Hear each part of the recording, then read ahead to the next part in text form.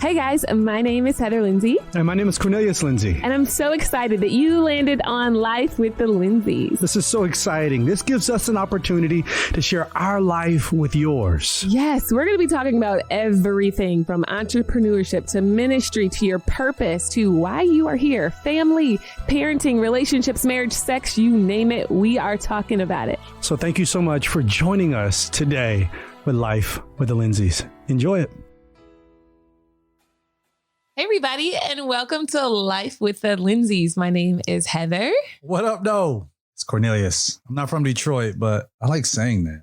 Really? I love what up, though. I don't know. I like that. Every time I go to Detroit, I'd be like, what up, though? I would go around and be like, oh, you from Detroit? Like, no, I'm not from Detroit. Maybe you're definitely not from Detroit. Anybody from Detroit knows that. Hold up, slow. I mean, Detroit is an amazing city.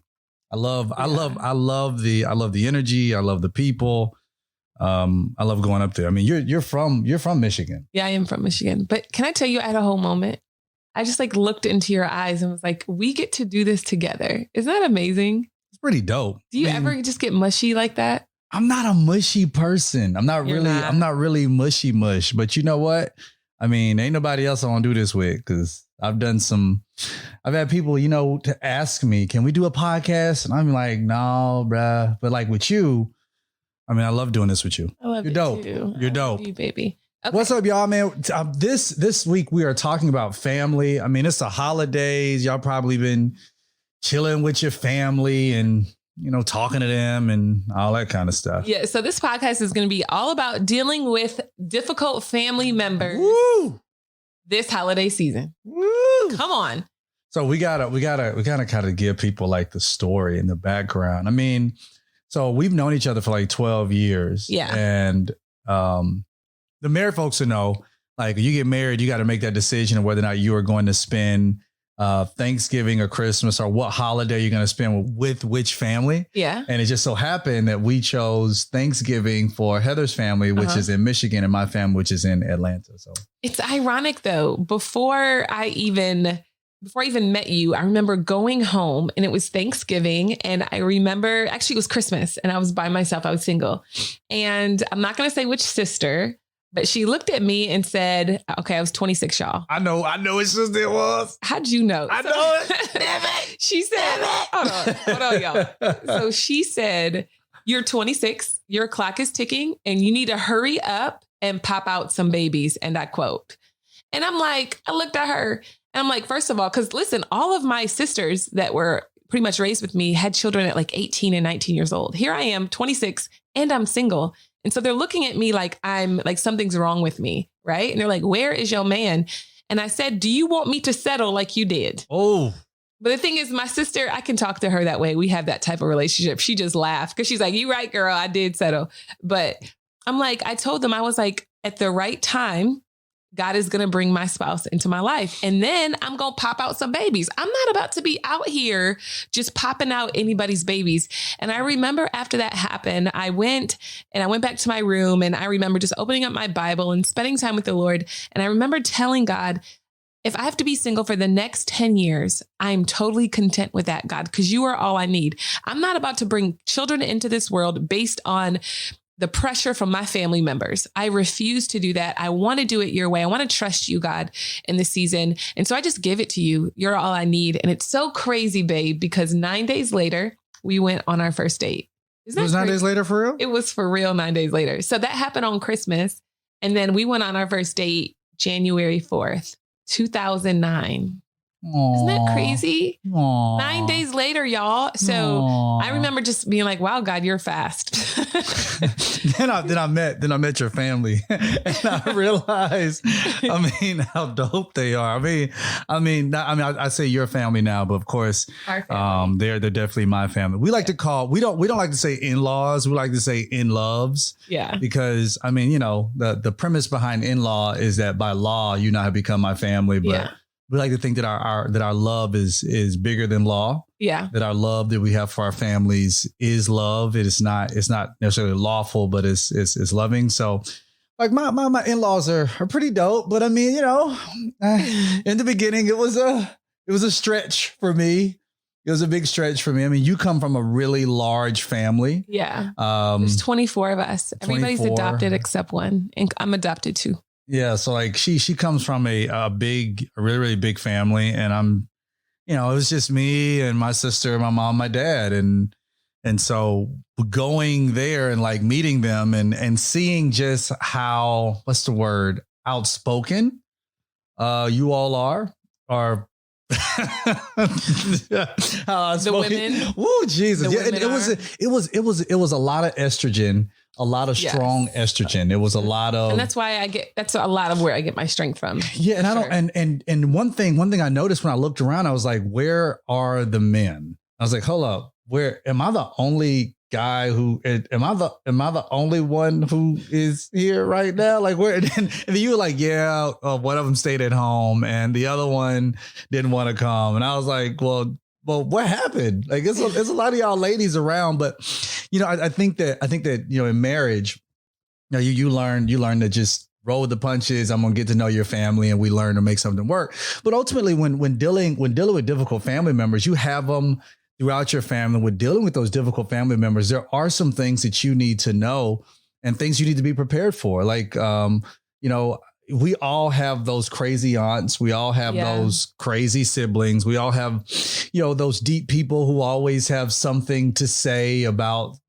your life and about your timetable and about what God's doing in your life and all these kind of things. And you have to know that no matter what somebody says, that you cannot allow for them to move you away from what God has told you to do. You can't allow for them to make you also think that you are less than. Yeah. Because a lot of times people can do that with their words. They can kind of like talk down to you, like, where is your man? Or, and a lot of women may not know this, but guys get it too. Yeah. It's like, so are you going to get married? Like you going to marry that girl anytime soon? And I feel like men already, we already have a lot of pressure of, you need to be able to have a house. You need to be able to have a car. You need to be able to have this. And a lot of men have the feeling that, we're getting in nothing more than just some type of parasitic relationship. What's interesting about that is this just shows me that so many people are dealing with their own battles and their own struggles, and they're walking through their own things. So we can play a part in making sure that we are not adding to people's tests and trials. Y'all, let's just keep it real. Are you that auntie that keeps asking where your man at? Are you that sister that keeps saying when are you having some kids? Are you that mother that's just like, I need some grandbabies? We can't keep putting pressure on everybody around us. You don't know what they're walking through or what they're going through. I remember when we had our miscarriage, and I remember going home for that Thanksgiving, and it's crazy because my due date was around that time. And I had, some friends and different people saying things like, when are y'all going to have some children? And just putting all this pressure on me. And I'm just like, you don't know that I just went through the most traumatic miscarriage. So you can't put that pressure on people around you. So we have a part to play, y'all. Come on, let's play our part with those people that we're in relationship with. And you have that one single friend and she's in her 30s. Stop saying how many dates you've been on, baby. What's been going on? Like, give her some space. If she brings up the conversation, then great, talk about it. But if she doesn't bring it up, just kind of let her lead. Our identity is not wrapped up in who we're married to, who we're dating, who we're with, how many kids we have, what we're doing as far as our career. Our identity must be wrapped up in who God calls us to be. That's so good, because when you bring up that one word identity, people don't realize how important it is. Yeah. When people will try to destroy you and try to destroy who you are, like identity is so important, because it is not the words that somebody calls you that matters. It's the words that you believe when they called you them. Like it's not something like somebody comes up to you and they say you're stupid, then whatever. Like that doesn't hurt me. Yeah. But it doesn't hurt me until I begin to accept it as though it is a part of my identity. Yeah. And then I begin to act like what you called me. And so you have to be very cautious when you're dealing with difficult people to know that my objective here is not to, take in the words that you say. Yeah, you have questions. And let's be honest, a lot of people are not really asking questions. A lot of people are questioning. They're questioning what God said to you. They're questioning how he said it to you. Hey, after I dropped out of college, I get around family members, and I even got around friends. And thankfully, like my mom and my dad were cool. They didn't really question too much of what God said. They trusted my ability to hear. My sisters are always been cool. It was mostly like friends and, old mentors and stuff that I had who were like, well, what did God, did God really say that? And how do you know he said it? I even had somebody told me, it was an old mentor. This person said, you should leave that God stuff alone. And you need to really focus. It's like, Cornelius, you have so much potential. You can do so much more. You can become an attorney and you can run for office. You can do this, and you leave that God stuff alone, because that God stuff is going to have you broke. That God stuff is going to have you looking crazy. And I wish they can, no, praise the Lord. I don't want to say that. But anyway, it's like, they might be listening to this podcast. So I'm not broke. I'm not crazy. But anyway, you got to know that your identity is important. And you can't allow for difficult people to pull you into their place of difficulty. They live in that place. People only give you what they are. I can't give you something out of me that I don't have. And if people are difficult, that means that oftentimes the state of mind they live in is difficult. That is so true. So it's like they're going through their own struggles in their life, and then they're looking at you and they're projecting onto you based on what they feel and what they are going through. Now, this is why it's so important that you develop and your identity, y'all. If you don't know who you are, this world is going to try to tell you who you are. So in developing your identity and who you are and who God has called you to be, it's so important that you're opening up your word and you're reading it on a regular basis. Have you spent time with the Lord lately, y'all? Like, where are we at with that? To be honest, I feel like we go to social media to find out who we are. We go to our job to get our title to find out who we are. We look at people in church to find out who we are and what our identity is. But it's so important that you're opening up the word of God and you're saying, God, all right, who did you say I am? You say that I'm called. You say that I'm adopted, that I'm chosen. You say that I'm a royal priesthood. And what happens is you begin to get so confident in your own identity and who God has called you to be, that when people come to challenge it and challenge your decisions, then you can stand firm, because you know what? I know who I am, and nobody can take that away from me. I know that I'm called for such a time as this. And if you know you're called for it, then child, don't let anybody else take you away from it. People crazy. Can I just be? Let's just keep it honest. People are crazy, and you have to know that who you are is who you are, and what God has called you to do. People are difficult, and some things, there are some things that you can know to do when you're not, when you're getting around your family. Like, some things you can avoid. Like, if you know that there's about to be a difficult conversation, you don't avoid all of them, but there's some things you can stop before those conversations become unbearable. Like, don't necessarily bring up politics. Those are one of those things when you sit around the table, like, don't bring it up. We're in a presidential election right now, and everybody's running. And I mean, it seems like everybody running. Like, good. I was going to run for a second. I was like, I can't even run yet. I ain't even the appropriate age, but I just feel like everybody's running for office. Everybody's doing something. Everybody, but you don't want to get into that conversation. Somebody's feeling the burn. Somebody was for this and somebody's for that, and and you get into arguments. You get into discussions that begins to separate you more than it brings us together. Remember now, our job is to be peacemakers. It's to bring some peace into our household, to bring some peace together, and for all of us to really understand what our ultimate goal is, and that is to create unity. A family should be a unified unit, and it should be able to take us to where we should go. I think next we should really talk about, like, what are some of those characters, you get around the table, like we should really identify who some of those characters are, and then kind of talk about those people. Let's jump back in and talk about those characters that you have that are around the dinner table.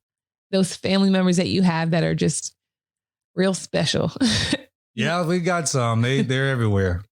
Okay, tell me what babe, are you serious right now, though? Maybe the deep one. The deep one is a big one. The difficult is a really, really big one. Well, difficult in every situation.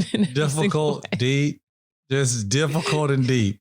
The deep one. But we have to really identify the deep one. The deep one is that person who thinks that, that God only lives in TBN. Like, Well, dang, you got on TBN. our day star, or if it ain't got God in it, then it's probably demonic. I mean, everybody got a demon. Everybody walk. The reason why you're single because you got a demon in you. The reason why it is because you got a demon. It's like, no, I'm not demonic because I'm single. I'm single because I got standards. Like, let's be honest. It's like my marriage is not in trouble because I'm demonic. My marriage is in trouble because we're people. And we have issues and we're trying to work this thing out. And, I'm not demonic because I got problems. Like the Bible says, I'm working out my own salvation. I think that oftentimes we get so deep with things, and instead of just kind of, just recognizing what the principles are of the word and not just getting bogged down into the law of what is right, what's not right. Can you do this? Can you do that? And some people are just deep, and they stay so deep that they drown in. It's just deep. Then you got the difficult one, and Heather, you can. All right, the difficult one may or may not be my husband. Hey, whatever, yo. The people that are just intense. Like, why you so intense all the time? I'm intense all the time. I gotta be. You let your guard down one time, somebody got you. Baby, that's just the way life is. Baby. Okay, so obviously we're night and day. I wake up like butterflies and sunshine. Everything's beautiful. Turning on lights and stuff. It's a new beautiful day to worship Jesus with my whole heart. And I just want to flip around and love Jesus and like crawl up to heaven and hug him. And then my husband says, it's a new day. I'm here. Why am I still here? No, I wake up. Okay. My life is full of responsibility. Like I don't really see. I mean, life can be enjoyed, and there are certain times in life where I do enjoy it. But I see life as though it is meant to be a responsibility. I have responsibilities to take care of. I have a wife, I have kids, I have a house, I have a church, I have businesses, I have this. So I have responsibilities. So the moment I let my guard down, it's like I'm not taking care of my responsibilities. So I mean, Yeah. So when I wake up in the morning, I'm waking up like, man, I'm responsible. I got to go to the gym. I got to do this, got to do that because I'm responsible. See, I don't look at it like that, but that's why you're also the priest of my household. And I'm thankful for that. Oh, Lord. Here we go. But the difficult one. So how am I the difficult one? I want to hear this. Let's talk about the difficult one. The difficult one is always fussing about something.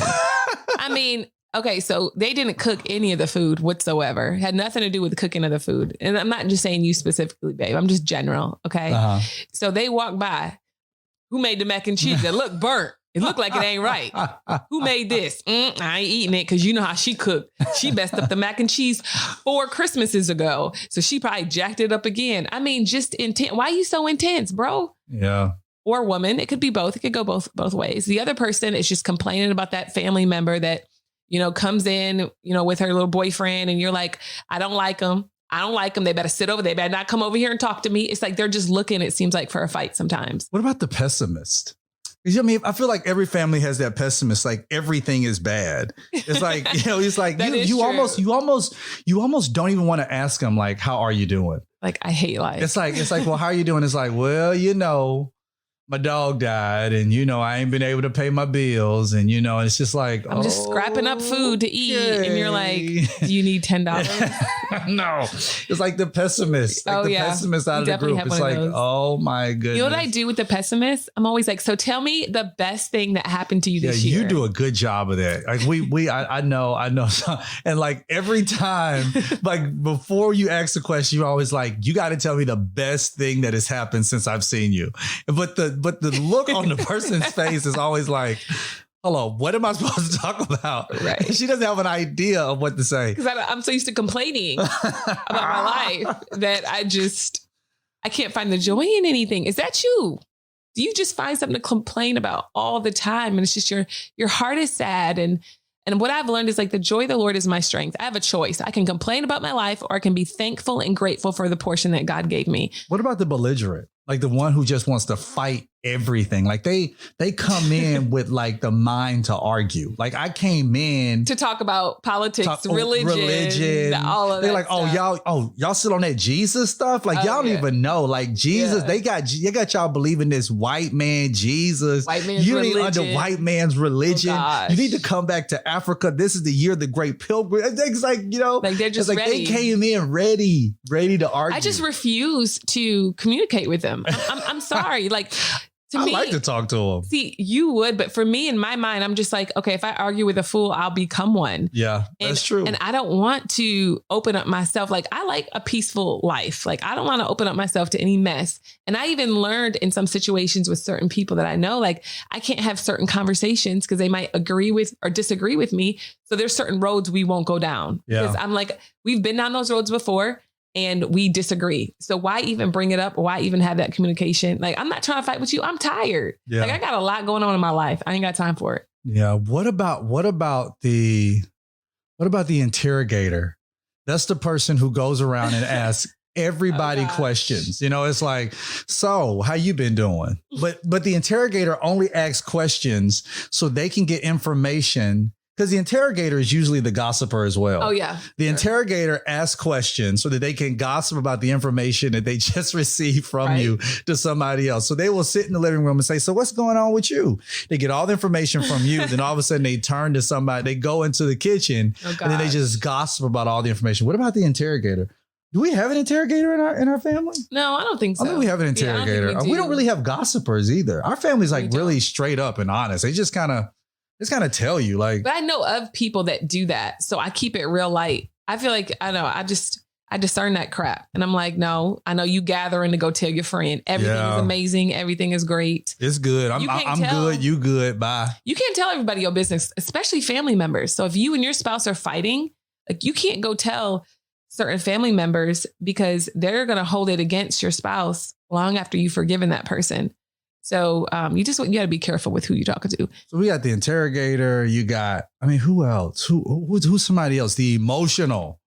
Oh God. Oh my goodness. It's like drama. That's it. The drama queen and king. The drama. The thing you got to know with the drama king or queen is this: if you give a clown a stage, well, dang, then that's like, to them, that means that it's okay for them to perform. Yeah. And people who love drama, they have drama-filled lives. It's like, I am not trying to be a part of your Real Housewives show. Yeah. Like, you are just like, you're going crazy. You have way too much drama in your life.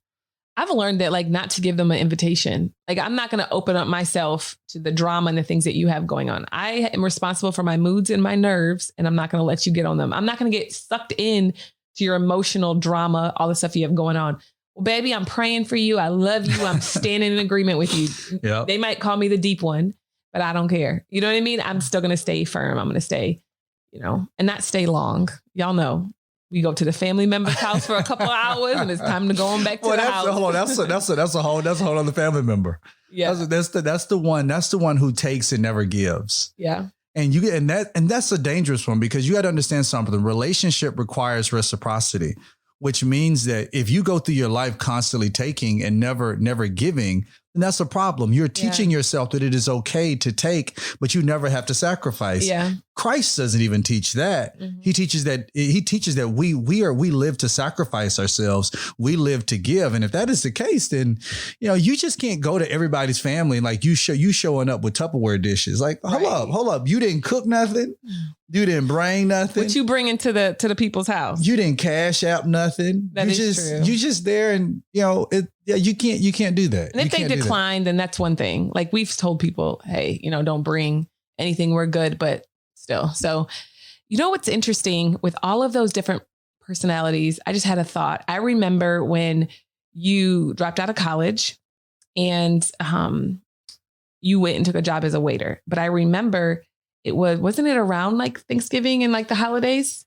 And then you had a woman come to your table that you went to high school with. Oh, child, yeah. That attacked your identity, right? Mm. So, and if you don't know who you are and all these difficult people begin to question you, that's what I want to talk about next. Because I feel like so many people are like, all right, I can identify with all of these people, all these different family members or friends. But what do I do when I'm faced with a situation where I'm being challenged? So let's talk about that next.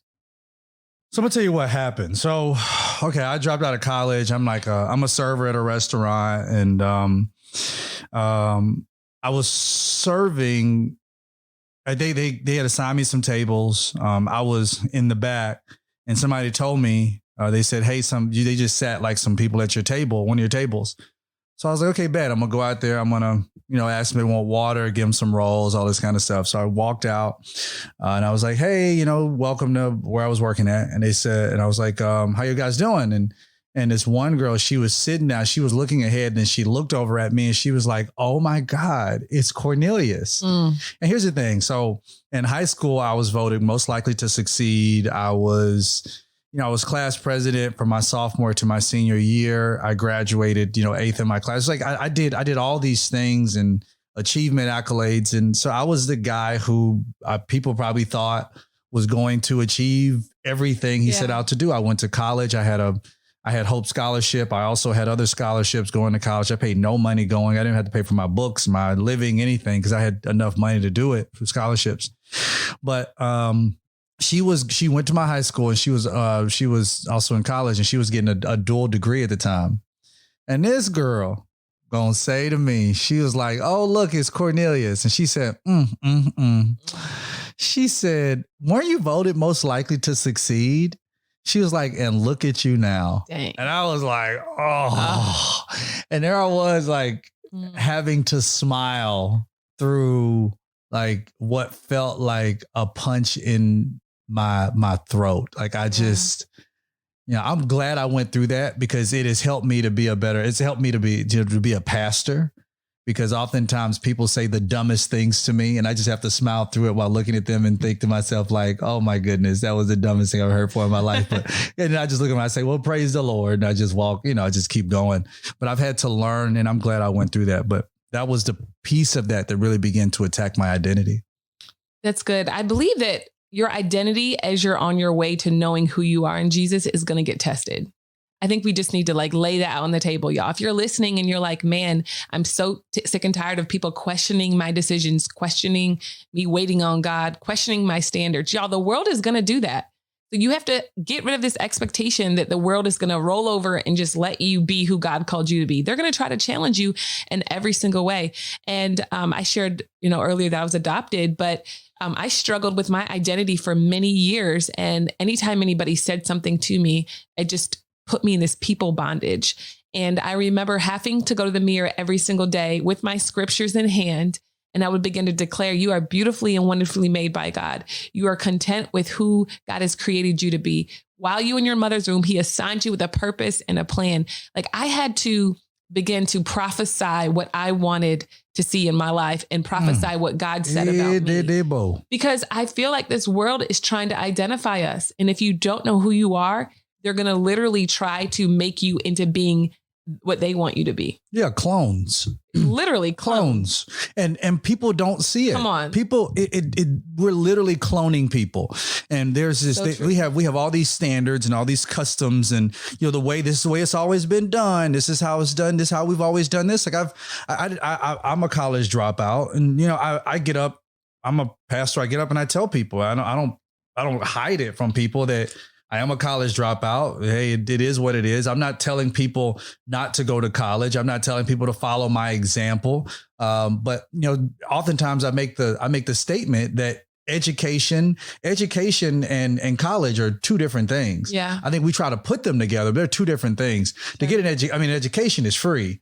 But to go to college, that's going to, from most of them, it's going to cost you some money. It costs you something to get a degree. Yeah. To get an education, I can go down to the library and I can get a book and read that for free. And I can go on teachable.com and find me a learning lesson to learn for free. So education's free. A college is going to cost you something. Now, the reason why I said that is this. I've said that. And I've had parents, especially, to get upset and they say, well, my daughter heard that and she's thinking about dropping out of college now. And I look at them, I say, well, why is it a bad idea? Especially if she believes that's what God wants her to do. Well, she don't know what she wants. And this is just a structure in life. This is just how things have always been. Child, that may have been the case when you were younger, but the world has changed. Oh, it's so different. We move, this society nowadays moves at the speed of relationships, not at the speed of knowledge. We I can move faster, further, depending on the relationship I'm with.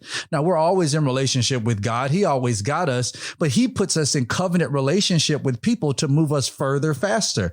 And a lot of times what we learn for where we're going is what we learn along the way. That some of y'all will get that on the way home, but it's like they're making clones, and our identity is people don't really identify with God anymore. People don't really identify with faith. They don't identify with commitment and I'm going to be secure in who Christ called me to be. I think even for a lot of believers, for a lot of Christians, we're okay with church on Sunday, and we're okay with God as long as God does not inconvenience our lives too much. Oh, that's good. I mean, you just preaching. I'm like, what? Don't know. I'm serious. Like, it's just no, it's true. And it's just like, all right, I'll live for Jesus as long as he opens up the door to give me a job. Yep. But he better not touch my man or my money. Yep. So I need to be able to date who I want. And when he convicts me to tell me no, we become so rebellious in our heart. And it's almost like, God, you can't tell me no because I do what I want to do. But it's like, do you really want a relationship with Jesus? Or do you want a genie in the bottle where you rub him to get your prayers answered, but you want nothing to do with him? Yep. And then what happens is we begin to hit rock bottom in our life. We have no hope. We go into depression. We're sad. We're down. We don't understand why it seems like God's so far from us, but we push him away. Yeah. Like, are you pushing God away with your lifestyle, with the decisions that you're making? You're saying you love Jesus with your mouth, but your heart is so far from him. And that's people are doing that. It's like, people come and they say, well, I was telling you earlier, like, this person said to me that I don't believe God would tell you to leave college. And I'm like, are you kidding me? It's crazy. Like, Jesus literally went up to fishermen and said, leave your nets. I mean, Luke, a physician, left his practice. I mean, you got to think what people left and put on hold to say, I'm going to follow God. I'm going to follow and do what he tells me to do. And if God truly if Jesus is truly my Lord, then that means that I have dethroned myself from ruler over my own life. And it is no longer I who live, but he who lives within me. That's true identity. Yeah. And when you get firm in that, and when you become confident in who God has told you to be, what he's called you to be, and when you become firmly rooted in that, then it doesn't matter what family member tries to question what God said. I got to the point when people kept questioning whether or not what God said to me, I had to get to this point in my life. And I'll never forget the Holy Spirit saying this to me. It is, Cornelius, they will never understand, but here's the thing. I didn't tell them. Yeah. I told you. Yeah. And then that's good. Here's the other side of that where it can get dangerous. I don't want you to hear that and think that just because you think you heard something, you don't have to be accountable to what you said he said. Like, if you heard it, then you need to make sure that it is truly what he said and not just, well, I feel like this is what he said, I'm just going to move on type thing. That's good. Something that I realized as you were talking, that as believers, when we get saved and give our life to Jesus and we say yes to him, he begins to put us on a path that is unlike anybody else's. I just think about it. In one moment, Jesus healed with spit, and another time he healed with mud. So it's like, we can't search for this formula of success. Instead, we have to say, all right, God, what do you want me to do? For you, he told you to drop out of college. For me, he told me to complete college, but then move to a whole nother state, to New York City, where I had no job and nothing, where I worked for free for about 3 or 4 months. I ended up getting evicted. It was a disaster, but it was a journey for me of finding out who I really am. Am I defined by what this world says I am, or am I going to keep my eyes on Jesus and not allow anybody to clone me? Because that's what they try to do. I felt like I was running from the status quo that said, all right, you have to have this type of job in order to be successful. Yep. Instead, I said, no, I know that I'm enough. And when I first started preaching, we're first generation preachers. I remember somebody said, why can't you preach more like Joyce Meyer? And I remember saying, I'm sorry. I almost said something. I forgot we were doing the podcast. I almost forgot we were. Don't forget, almost went back to Riverdale. I almost bring forgot. Bring it back in, baby. Oh, Clayco. All right, my bad. So I remember saying, I'm not Joyce Meyer. I am the first and the last Heather Lindsey. Come on. You know what I mean? Like, yes. I am the first. And people are saying, oh, you want Taylor to be like you. I want Taylor to be the first Taylor Lindsey. On. Why can't we be in our own lane and be who God called us to be? Why we got to be somebody else in order to be successful? Come on. It's like, and that's the other thing, even with our kids and parents out there with kids, like, I'm so cautious and so careful when people come around me and they're like, Logan's going to be a great pastor. It's like, hold up now. And Logan is our firstborn, and Logan is extremely convicted. He's probably more saved than I am, if there's a thing. Oh my gosh. Logan could take over as pastor right now and probably run circles around me. But nevertheless, I go to Logan, and at night when he's going to bed, I'm like, Logan, that daddy does not, you don't have to follow in daddy's footsteps. Like that's not. And he's like, yeah, I know. He's like, yes, sir. I know. I know. I love him. But I want him to know that, because I don't want him to get into this thing where he feels like he needs to be me in order to be him. Yeah. Because I meet way too many pastors' sons who look at me and they say, this is what I feel like I'm called to do. And then I hear the sermon. I'm like, are you sure? Yeah. You're called, because maybe you're called to be in the marketplace. Yeah. And maybe that's the reason why the church is faltering right now, because you were called to be a great banker. And you could possibly be the one who makes the money to finance the ministry, but you may not be the one to preach. Well, yeah, I know, but my dad really wants me to do it. It's like the pressure that can come from the parent can ruin the child. Yeah. It ruins them. Like the pressure. My mama was a doctor. So everybody in the family has to be a doctor. Everybody has to be a dentist. And it's like, no, baby, what is God telling you to do? You really got to have that identity, because dealing with difficult people, they will try to make you out to be who they think you are. And that's just dangerous. No, that's good. So up next, I want to talk about just like the pressure and how to combat it and how to stay focused when it gets hard. Okay, so we are back and we are talking about how to deal with that pressure when it comes your way. Now, I wrote about this a ton in my book, The Pressure Trap. And the reason why I wrote that is because I felt pressured to write the book. I remember sitting there and saying, Lord, what book do you want me to write next? And he was not giving me any direction. And I was frustrated because I felt like I'm supposed to drop a book a year. And I remember the Lord telling me, who told you that? Like, who told you, number one, that you're supposed to drop a book a year? But number two, that's what I want you to write about, pressure. So many people feel pressure to do all these things. And that is why they are not in position and they're not doing what I'm telling them to do, because they're looking at everybody else's life and feeling like if my life doesn't look like their life, that I'm not successful. And obviously this all comes up during the holiday season because we're around family members like never before. But what I've learned to combat that pressure that comes my way is first, again, knowing my identity, knowing who I am in Jesus. And what would you say the second thing would be for you? I think it's probably like the opposite end of the spectrum. Yeah. It's feeling overlooked.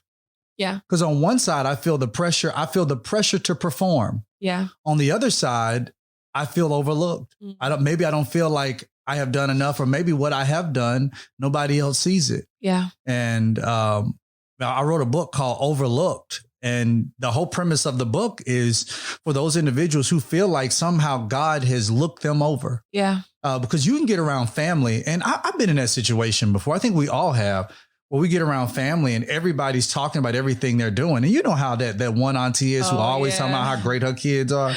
Well, my baby right now is at Harvard and my baby is at Yale and Princeton. It's like, okay, but they probably flunking. I'm sorry. Let me not say that. It's just like, you start thinking to yourself like, man, what am I doing with my life? Yeah. Like, back then, when I used to hear, I had this one cousin who oh my goodness. She would always talk about what her kids were doing. And then, she look over and she's like, Clover, what is Cornelius doing? And I'm just sitting there, I'm like, well, I'm Cornelius. I can speak. I'm grown. I can speak for myself.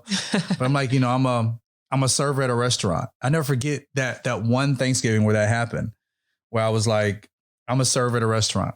And, everybody just kind of got quiet, and she was kind of like, a server at a restaurant. She was like, I thought you were in college. Aren't you going back to school? And I was like, well, no, like, no, I'm not.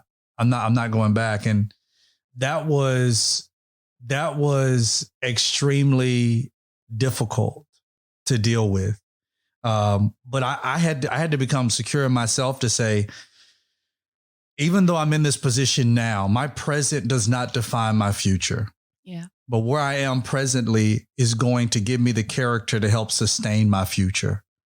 And although I felt severely overlooked at that time, I had to realize that God was doing a greater work in me, and that I no longer needed to have accolades and a position and a title in order to impress the people around me. Yeah. I mean, if we could really ask ourselves the question, with all of our accolades, with all of our titles, with everything we call ourselves, is Christ really enough?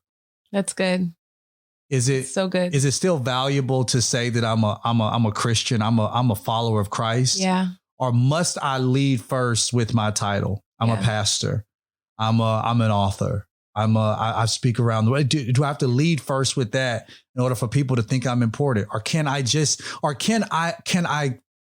go my life without having to feel like I'm important, or rather just believing that Jesus Christ is what's more important than me, and I am only important and only valuable because he is? People ask me this all the time. Like, what do you do? And what if our response was, I'm a servant? Because isn't that what a preacher is? Right? I'm just a servant. No, how you make money though? That would be their next question. And they're waiting to base their value from their perspective onto you. I literally can feel that projection. I know you can too. Especially say we were flying first class and I'm a point queen, y'all. I will use some points in a heartbeat. We book coach and we upgrade to first class, but we're going to talk about that in the next podcast, just about traveling and all our joys of traveling. But say we're sitting in first and people are like, they always ask Cornelius, are you a ball player? What team do you play for? They always do that. Are you a ball player? Like, no. It's like, we can't sit in first class we can't be. I asked this one guy, I said, what do I look? I said, he was like, what do you do? I said, what do you think I do? He said, do you play ball? I don't play ball. He's like, well, I don't know. Maybe you're a lawyer or something. I was like, no. I said, I do rightfully divide the truth, though. Come on. I don't rightfully divide the law, but I definitely rightfully divide the truth. Come on. Yeah, but what you're saying is so important. It's so key. So I've learned that my value is not in preaching. Yeah. It's not in writing books. Yeah. It's not in all of these things that we can see. My value comes from the fact that I am loved by Jesus. He died for me. Come on. Like, seriously, y'all, strip off all of your titles, all of your accolades, anything that makes you important. You standing there naked without all of that stuff, is that enough for you? And I think it's a good heart check, because it's like we need to be having more in our life in order to feel like we are important. But Jesus is saying, have you received me? Do you believe that I am enough? And the plans that I have for you are good, and that I'm a good father. Do we really believe that? Or is our value in what this world says? Some of y'all are dragging this worldly mindset into your Christian walk, and you wonder why you're not happy. You wonder why you're not satisfied. And Jesus is just saying, receive me. Just believe that I am good. And that is enough. Stop trying to get value from your family members on Christmas or whatever. Or really quick, I forgot about this, but I meant to mention this earlier, but there's actually an ad going around right now. This man, what he's doing is he's saying, you can rent me for Christmas. I can be a Christian. That happens every year. I can quote a scripture and I charge $50 an hour. I charge $75 an hour if you want me to speak in tongues. Come on. $100. I mean, literally, it was real. I was like, wait, what? And he literally gets rented out for family get-togethers. The fact that we feel so pressured that we have to make up lies. I would do that. Really? As a married man, you would? No, not as a married man, but if I was single, yeah, I mean, rent me out. Rent you out? Like prostitution. It sounds really close to prostitution. That's a little bit like, okay. Yeah. I mean, it is the oldest profession. Okay, never mind. Okay. Bad example. Yeah. Continue. But ladies, you don't have to do that. Our worth comes from the Lord. And no matter how old you are, and no matter what you're facing right now in this season in your life, I want you to stand firm and know that you trust God, and you're walking in his way, and you're trusting his timing, and you're not going to awaken love before it's time. You've got to understand, when you awaken love before it's time, you're not only affecting your life, but you're affecting the generations after you. Your own children are depending on you to make a good decision on who daddy's going to be.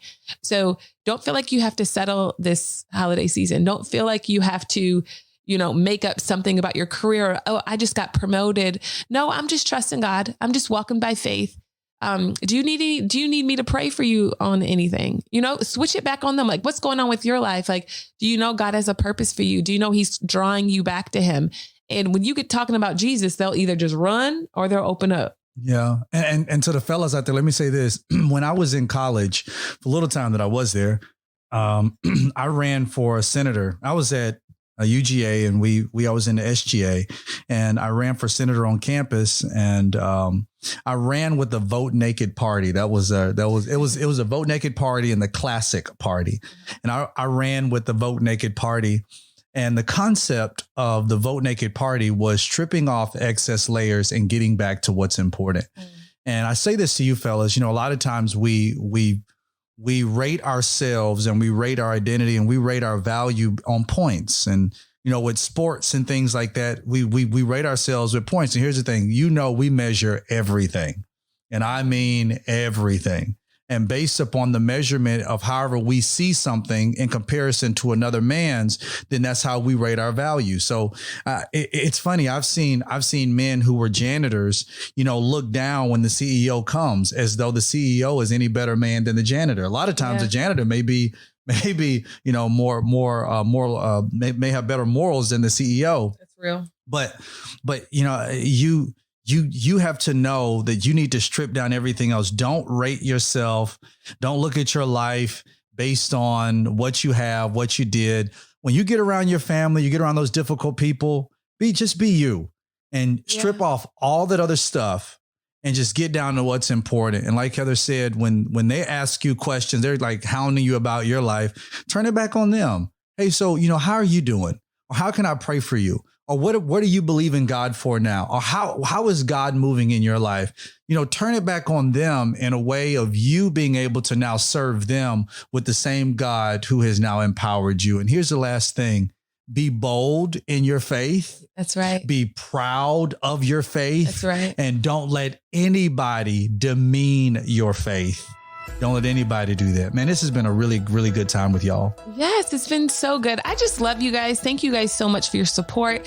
I want to encourage you to subscribe, download, tell some friends to download and subscribe.